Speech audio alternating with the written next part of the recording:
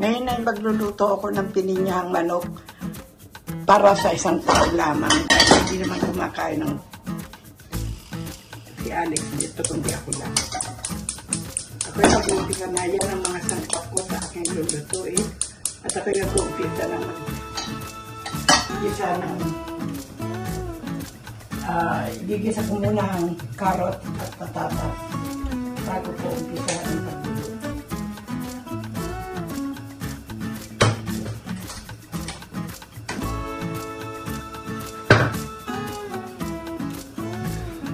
Painitin ko muna ang mantika sa kawali bago ko igigisa ang patatas at ang carrots.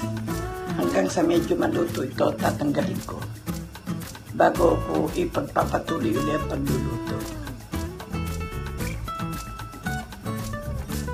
Ako nang igisa ang kanyang patatas at isusunod ko naman ang carrots hanggang sa maluto ito ng kaunti bago ko ihahanguin. At bago ko igisa ulit ang mga nararapat na sangkap sa aking lulutuin ulam ko. Hindi ko sana i-vlog ito pero sayang naman, kahit nagpo-content, i-vlog ko na rin.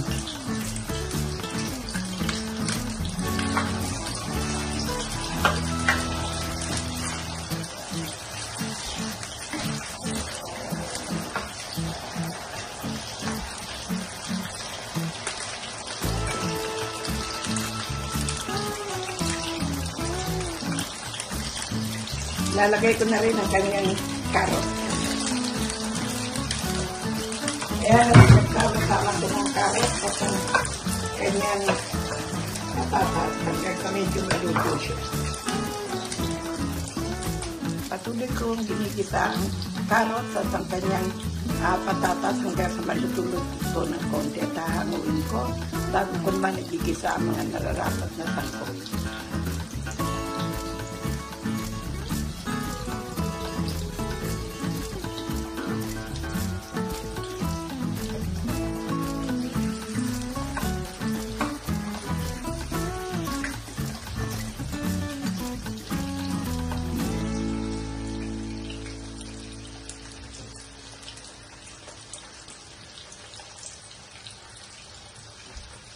Ayan at malapit na siyang maluto-luto at aking hahanguin at ilalagay muna sa isang malinis na lalagyan bago ko ipagpapatuloy ang aking pagluluto. Ito pala ay pininyahang manok pero yung manok na ilalagay ko ay hindi para sa pininyahan kasi diet chicken. Yun lang ang nasa loob na aking pininyahang kaya yun lamang ang aking gagawin. Ayun o, ay gigas ako naman ng mga nararapat na sangka para sa aking lulutuin.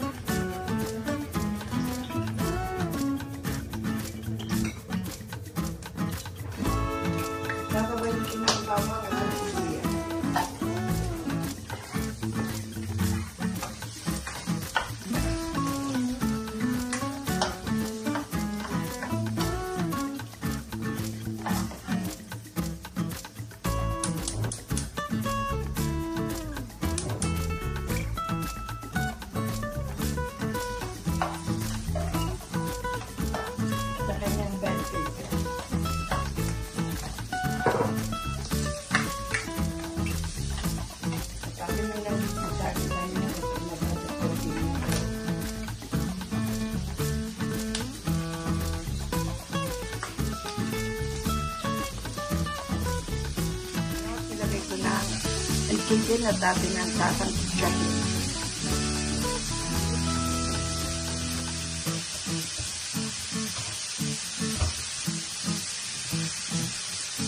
At sasangkutsahin hanggang sa maluto ang chicken at sabi natin paglalagay ng mga nararapat na sangkap niya.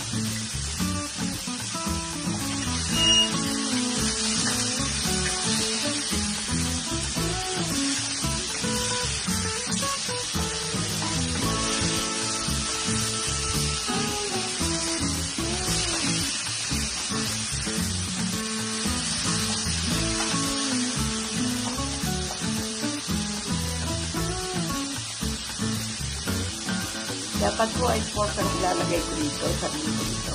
Pero dahil sa ako hindi masyado kumakain ng pork, ay nalaman na chicken. ang ilagay kong halo. Nang maluto, i-dip-fry pa natin ng kaunti hanggang sa tuluyan na luto ang kanyang luto.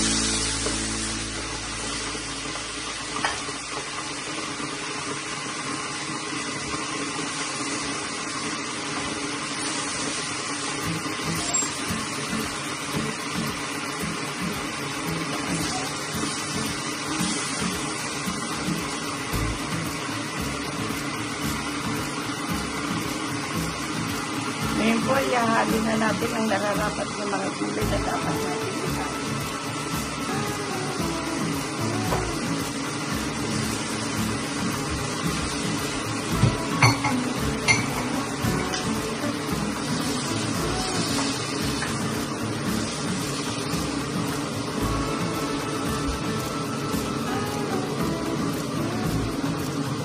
Ayan o, tinuna ko na ang kanyang bawang, sibuyas at bell pepper.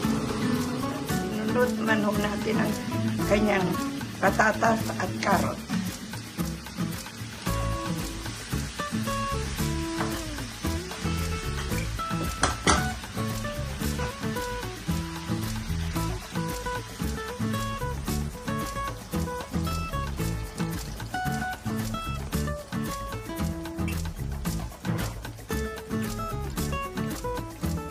Nilagyan ko muna ng sabaw ng pinya at ating pakukuluin.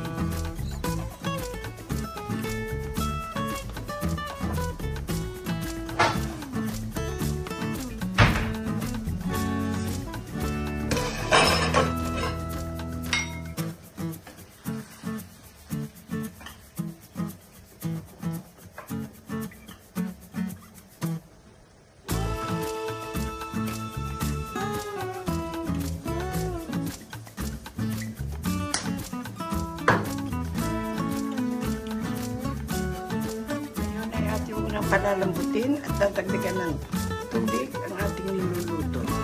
Palalambutin muna natin siya at lalagyan na muna ng ating mga pangkasarap na kulanito. Lalagyan muna natin ng oyster sauce, konti lang mo.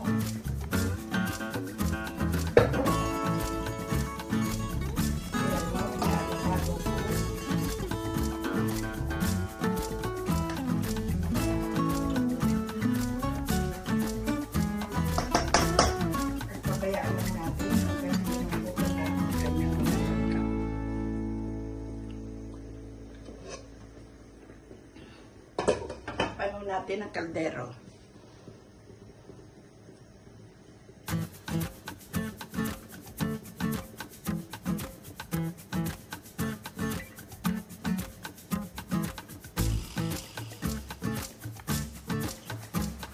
Nilagyan ko na po ng toyo at ng konting nilagyan natin ng oyster sauce at nilagyan na natin ng konting mga pampasarap na panlasa. Antay na lang po natin itong buot natin natin.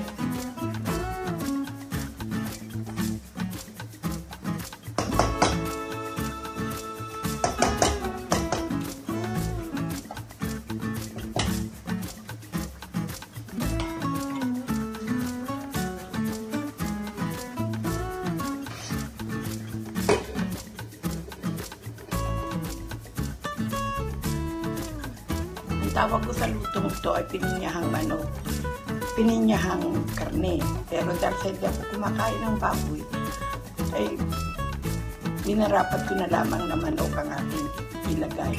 Hindi naman tayo hindi ako kumakain, pero yun ho ay hindi ko kinakain masyado. Kumakain ako kaunting luto na lamang o at atin nang ihahalo ang pinya at pakakulan natin ng ilang sandali. Pagkatapos nun ay luto na at pininyahang karne. Hindi ko na po lalagyan ng kanyang cream dahil hindi ako masyadong naglalagay ng mga cream sa mga niluluto ko. Dahil sa aking health concern, hindi ako kumakain ng mga ganon o naglalagay sa lahat ng mga niluluto ko. Puro natural lang ho ang nahalo ko sa aking mga lutuin.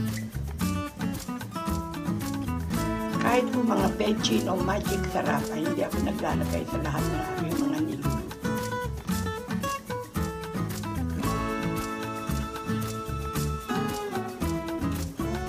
Kukuluin lang ho natin ng konti, palalambutin natin ang kanyang mga sangkap at ilalagay na natin ang pinya. At pagkatapos noon ay luto na yun at pwede nang kainin. Atin ang ilalagay ang pinya sa ibabaw. At pagkatapos po ay antayin na lang natin yung kulo na ilang sandali at atin ang kanin.